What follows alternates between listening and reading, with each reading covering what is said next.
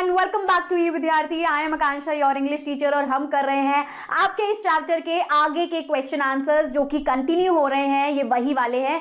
सो भाई उससे पहले मैं आपको एक इंपॉर्टेंट बात बता दूं कि भाई अब ई विद्यार्थी आपको दे रहा है फ्री डाउनलोड। जो चाहिए वो आप डाउनलोड कर सकते हैं, क्लास वाइज, सब्जेक्ट वाइज। यहां पर आप कर सकते हैं एमसीक्यू की प्रैक्टिस, साथ ही साथ आपको मिल जाने वाली है एक समरी भी और एनसीईआरटी के सॉल्यूशंस जो हम ढूंढ ही रहे होते हैं कि कहां मिल जाएंगे, है ना। तो भाई ये वीडियो पूरी देखेंगे, उसके बाद जो चाहिए वो डाउनलोड कर लेंगे। तो चलिए आइए स्टार्ट करते हैं क्वेश्चन आंसर्स को। नमस्ते बच्चों, वेलकम एवरीवन। पता है आज हम क्या करने वाले हैं? एक सुपर फन डिटेक्टिव गेम। हाँ, हम सब मिलकर एक वर्ड मिस्ट्री को सॉल्व करेंगे। So, are you ready? Ready to be a word detective? Come on, let's put on our detective hats because we're going to crack this puzzle together. It's going to be so much fun. All right, but every good detective needs to examine the clues first, right? So before we jump into the main mystery, let's look at some examples. This will help us understand how these special clue words work. Okay, detectives, let's read all these sentences from our text first. 1. Everyone thought that he must be the smartest police chief in the country. 2. She read what he had copied. 3. They tell where the jewelry is hidden. 4. Mrs. Brown, who had taught English. 5. Chief Brown said while both were in prison. 6. When he came up against a case he couldn't solve. 7. The code is simple, especially as it's written. 8. They became friendly because of shared interests. And 9. Encyclopedia solved the case for him before dinner was over. देखा आपने? ये जो highlighted words हैं जैसे where, who, when, because, ये सब sentences को जोड़ने का यानी connect करने का काम करते हैं और हमें extra information देते हैं. Okay, and here it is, our very own word box. These are our secret tools for solving the case. Let's read them out loud together, shall we? Where, why, who, though, which, when, because, whose, if, and how. Awesome. Any words के help से we're going to solve today's mystery. And now it's time for the main event, the mystery paragraph. देखो, हमारे सामने एक paragraph है जिसमें कुछ words missing हैं, some blanks, and our mission is to fill these blanks using the right words from our word box. Okay, I'm going to read the whole paragraph for you now. Listen very, very carefully and pay attention to where the blanks are. Ready? Here we go. Detective stories are exciting, keeping readers guessing the real culprit is. They take place in settings where clues are hidden carefully. When the mystery seems tricky, a clever detective always finds answers. Readers often wonder where criminals leave small but important clues. The challenge is to decide which suspect is guilty. When the truth is revealed, everything makes sense. But one may wonder if they could have solved it themselves. These stories are fun when they make readers think till the very end. All right, team, let's dive right in. We're going to tackle this puzzle one blank at a time. Let's solve this thing together. Come on. So, our first sentence is detective stories are exciting, keeping readers guessing, or the real culprit is. यहाँ हम culprit यानी गुनहगार की बात कर रहे हैं और culprit हमेशा एक person यानी इंसान होता है। तो सोचिए हमारे word box में से कौन सा word हम person के लिए यूज करते हैं? Yes, you got it. The word is who. बिल्कुल सही. हम who का यूज तब करते हैं जब हम किसी इंसान के बारे में बात कर रहे होते हैं. So the sentence becomes guessing who the real culprit is. Fantastic start, detectives. Great. Let's move to the next clue. They take place in settings जहाँ clues are hidden carefully. यहाँ settings word पर focus कीजिए. Settings का मतलब होता है जगह यानी place. तो हमारे word box में से कौन सा word है जो हमें place के बारे में बताता है? Exactly. The word is where. Where का इस्तेमाल हम किसी भी place या location के बारे में बताने के लिए करते हैं. यहाँ settings वो जगह है जहाँ clues छुपे हैं. Brilliant. All right, on to the third blank. 3. Until the mystery seems tricky, a clever detective always finds answers. इस सेंटेंस को ध्यान से देखिए. इसके दो पार्ट्स हैं. एक पार्ट कह रहा है कि मिस्ट्री ट्रिकी है, मुश्किल है, और दूसरा पार्ट कह रहा है कि डिटेक्टिव आंसर्स ढूंढ ही लेता है. ये थोड़ी ऑपोजिट बातें हैं, right? You're right. The word is though. दो का मतलब होता है भले ही या हालांकि. हम इसका यूज दो ऑपोजिट आइडियाज को कनेक्ट करने के लिए करते हैं. भले ही मिस्ट्री ट्रिकी है, फिर भी डिटेक्टिव उसे सॉल्व कर लेता है. Great job. Let's look at the next one. Readers often wonder why criminals leave small but important clues. यहाँ readers ये सोच रहे हैं कि criminals clues क्यों छोड़ जाते हैं. वो इसका कारण यानी रीजन जानना चाहते हैं. तो रीजन पूछने के लिए हम कौन सा वर्ड यूज करते हैं? Excellent. The word is why. हम why का यूज हमेशा किसी चीज का रीजन पूछने के लिए करते हैं. So readers wonder why criminals leave clues. You guys are awesome detectives.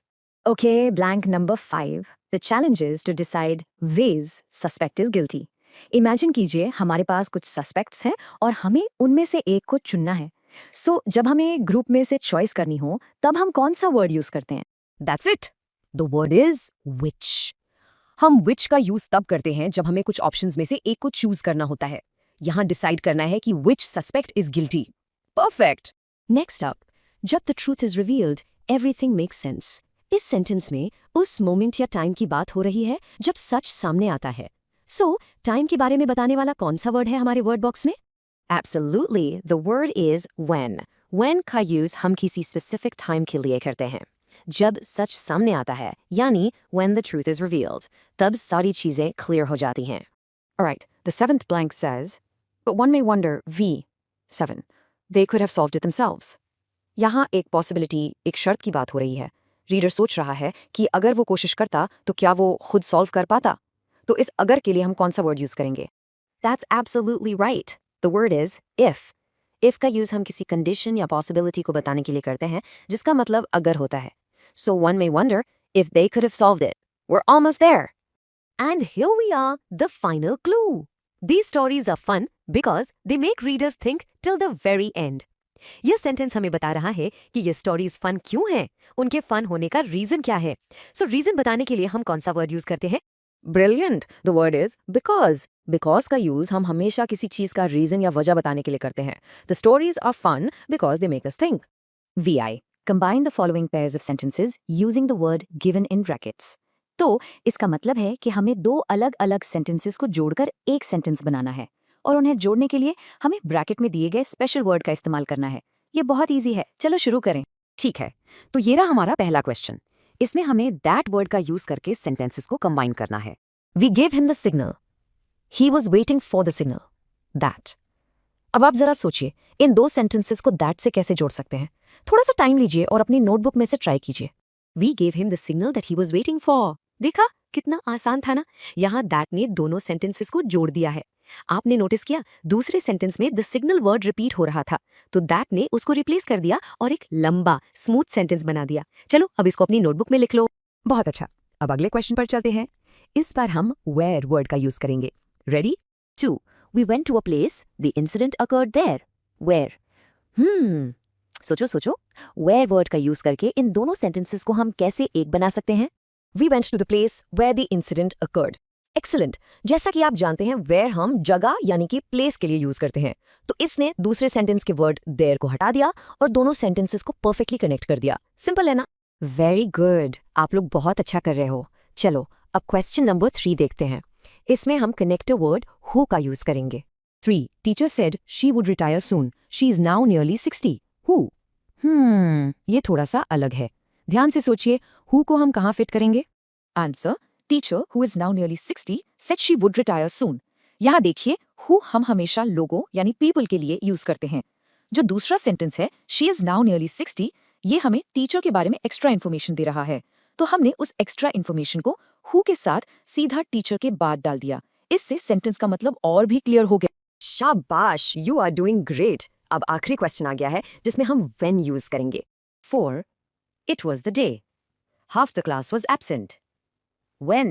ये तो बहुत आसान लग रहा है. जल्दी से सोचिए इसका आंसर क्या होगा. It was the day when half the class was absent. बिल्कुल सही. When हम टाइम यानी समय के बारे में बात करने के लिए यूज करते हैं, तो इसने द डे को उस दिन क्या हुआ उससे परफेक्टली जोड़ दिया. मजा आया ना आज सेंटेंसेस को कंबाइन करने में? ऐसे ही प्रैक्टिस करते रहिए. Reporting questions. इसका मतलब आखिर है क्या? सिंपल सा मतलब है कि जब कोई आपसे एक सवाल पूछता है तो उस सवाल को आप किसी तीसरे इंसान को कैसे बताओगे. चलिए शुरू करते हैं. कभी सोचा है आपने, मान लो आपके दोस्त ने आपसे कुछ पूछा और आपको वही सवाल घर जाकर अपने मम्मी पापा को बताना है, तो आप कैसे बोलेंगे? आज हम इसी सवाल का how do you report a question जवाब ढूंढेंगे और इसके सारे रूल्स को बिल्कुल आसानी से सीख लेंगे. तो फिर are you ready for a challenge? हमारे पास यहाँ 5 सेंटेंसेस हैं जो डायरेक्ट स्पीच में दिए गए हैं, और हमारा मिशन क्या है? हमारा मिशन है इन सबको इनडायरेक्ट स्पीच में बदलना. बिल्कुल ध्यान से सुनिएगा, हम एक एक करके इन सबको सॉल्व करने वाले हैं. ये 5 सेंटेंसेस ये कहलाते हैं डायरेक्ट स्पीच. अब आप पूछेंगे क्यों? वो इसलिए क्योंकि ये बोलने वाले के एग्जैक्ट बिल्कुल वही शब्द हैं जैसा उन्होंने कहा था. इसीलिए तो ये कोटेशन मार्क्स के अंदर लिखे हैं. ओके, अब डायरेक्ट स्पीच को इनडायरेक्ट स्पीच में बदलने के लिए हमें कुछ गोल्डन रूल्स फॉलो करने पड़ते हैं, और ट्रस्ट मी ये बहुत आसान है. 3 सबसे जरूरी बदलाव होते हैं. पहला टेंस में यानी काल या समय में, दूसरा प्रोनाउंस में यानी मैं, तुम, वो जैसे शब्दों में, और तीसरा टाइम या प्लेस बताने वाले शब्दों. सबसे पहला रूल है टेंस का. इसे हम टाइम शिफ्ट भी कहते हैं. रूल बहुत सिंपल है, क्योंकि हम बात को बाद में रिपोर्ट कर रहे हैं ना, इसलिए टाइम एक स्टेप पीछे चला जाता है.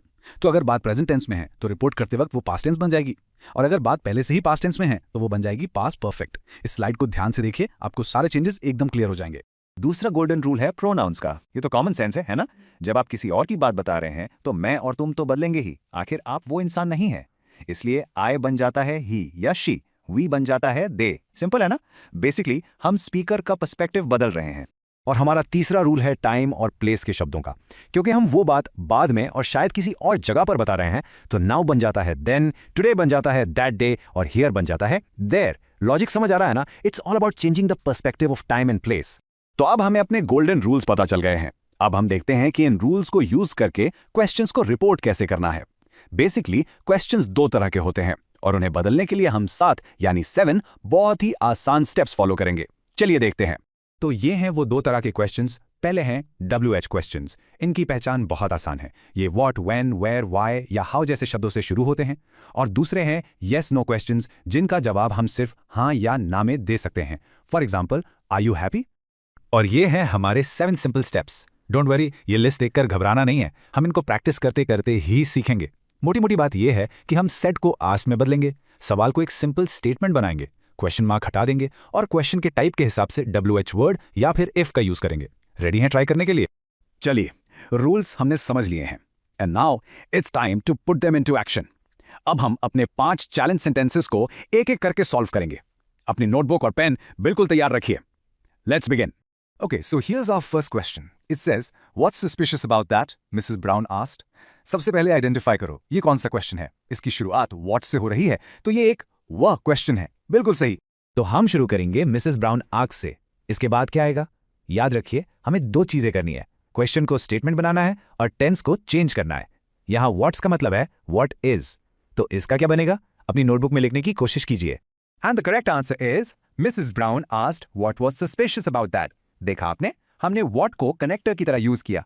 is जो कि प्रेजेंट टेंस है उसको was यानी पास्ट टेंस में बदल दिया और आखिर में क्वेश्चन मार्क हटाकर एक फुल स्टॉप लगा दिया। सिंपल। चलिए नेक्स्ट क्वेश्चन पर चलते हैं। What do you make of the 4 words Leroy? ये भी एक वर्क क्वेश्चन है। इसमें सोचिए यू कौन है और डू में कौन सा टेंस है, दोनों चीजें चेंज होंगी। तो मिसेस ब्राउन ने लेरॉय से पूछा, हम लिखेंगे मिसेस ब्राउन क्वेश्चनड लेरॉय। अब सोचिए यू किसके लिए यूज हुआ है? लेरॉय के लिए। और डू मेक प्रेजेंट टेंस है, इसका पास्ट टेंस क्या होगा? थोड़ा सोचिए और लिखिए। और सही जवाब है Mrs Brown question Leroy what he made of the 4 words. यहाँ यू लीरॉय के लिए है इसलिए वो ही बन गया, और डू मेक जो कि प्रेजेंट टेंस है वो बन गया मेड यानी कि पास्ट टेंस। एक्सीलेंट, आप लोग बहुत अच्छा कर रहे हैं। तीसरा सेंटेंस है Wasn't he mixed up in a jewelry robbery a few years ago? अब जरा ध्यान दीजिए, ये वर्ड से शुरू नहीं हो रहा, इसका जवाब हाँ या ना में हो सकता है। तो ये एक येस नो क्वेश्चन है। इसके लिए हम क्या यूज करते हैं? इफ या वेदर। बिल्कुल सही। Mrs Brown inquired. अब यहां हम इफ या वेदर से शुरू करेंगे। सवाल में वॉज है जो कि पास्ट टेंस है। रूल याद है, पास्ट टेंस किस में बदलता है? पास्ट परफेक्ट में। और यहां अगो भी है, इन्हें कैसे बदलेंगे? रूल्स याद कीजिए और ट्राई कीजिए। And the correct answer is, Mrs. Brown inquired if he had been mixed up in a jewelry robbery a few years before. देखिए हमने if का यूज किया, was जो कि past tense है वो had been यानी past perfect बन गया और ago बन गया before। ये थोड़ा ट्रिकी था but you did it. Fantastic. चलिए चौथे सवाल पर चलते हैं। Didn't you search Nolan's house, dear? ये भी एक yes no क्वेश्चन है और did से शुरू हो रहा है जो कि past tense का साइन है। तो Mrs brown asked chief brown. एक छोटी सी टिप, डियर जैसे शब्दों को हम रिपोर्ट करते वक्त हटा देते हैं। अब यहां भी इफ आएगा और डिड सर्च को जब हम स्टेटमेंट में बदलेंगे और पास्ट परफेक्ट टेंस में कन्वर्ट करेंगे तो क्या बनेगा? कोशिश कीजिए। सही जवाब है Mrs brown asked chief brown if he had searched Nolan's house. यहां भी इफ का यूज हुआ और डिड सर्च जो कि पास्ट टेंस का क्वेश्चन फॉर्म है वो स्टेटमेंट में हैड सर्च्ड यानी पास्ट परफेक्ट टेंस बन गया। Very good, you are getting the hang of it. और अब हमारा आखिरी क्वेश्चन, हिम्मत मत हारिएगा, we are almost there. Is there a young fir tree in mister Nolan's palm tree nursery? ये एक सिंपल येस नो क्वेश्चन है और इस से शुरू हो रहा है यानी ये प्रेजेंट टेंस में है। Mrs Brown inquired. ये वाला काफी आसान है, आई प्रॉमिस। बस आपको इफ या वेदर लगाना है और प्रेजेंट टेंस इज को पास्ट टेंस में बदलना है। इसका पास्ट टेंस क्या होगा? जल्दी से सोचिए और लिख लीजिए। This is the last one. और इसका बिल्कुल सही जवाब है Mrs Brown inquired if there was a young fir tree in mister Nolan's palm tree nursery. यहां हमने इफ यूज किया और सिंपल प्रेजेंट टेंस इज को सिंपल पास्ट टेंस वाज में बदल दिया। Well done everyone. आपने सारे पांचों सेंटेंसेस को सक्सेसफुली डायरेक्ट से इनडायरेक्ट स्पीच में बदल दिया है। इन रूल्स की प्रैक्टिस करते रहिए और आप इसमें एक्सपर्ट बन जाएंगे। सो आई होप आपको चैप्टर के क्वेश्चन आंसर्स अच्छे से समझ आ गए होंगे। Thank you so much for watching. फिर मिलेंगे अगली वीडियो में। Bye bye cuties. तो करना क्या है, लाइक, सब्सक्राइब एंड शेयर।